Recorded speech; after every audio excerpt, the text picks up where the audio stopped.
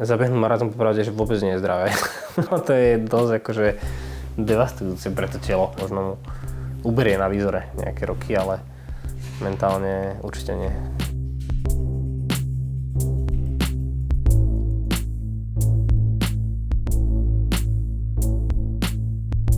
Kamoš mi napísal, že či nejdeme behať maratón do Lisabonu, a ja, že jasné.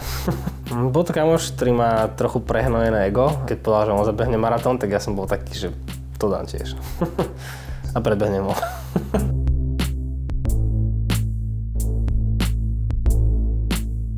Jedna z mojich najväčších tvarov a prekliatí je hyperaktivita. Je to veľa energie, ale je nekoncentrovanej. A naučiť sa tú energiu, akobyže koncentrovať, bolo pre mňa akože celoživotný challenge a stále do nejakej miery je.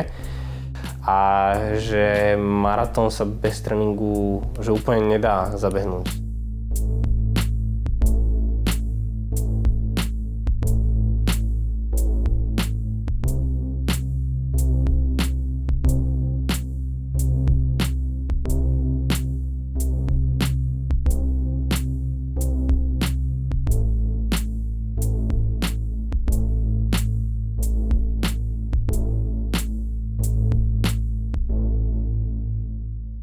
Keď už pôjdem na maratón, tak nechcem, aby to bolo iba výstrel do tmy, že som nikdy netrénoval, ale že to bude naozaj že systematická príprava a bude to nie skúška iba tá fyzická, ale tá mentálna. Že ja sa forsnem do pravidelného režimu a disciplíny.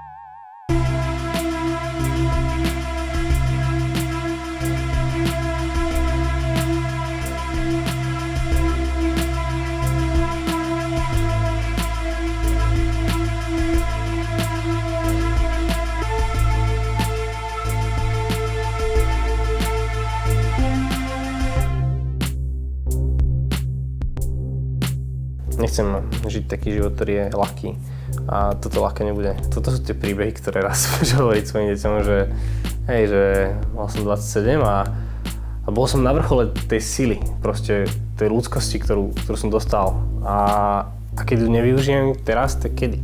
Život dáva zmysel iba keď je v pohybe.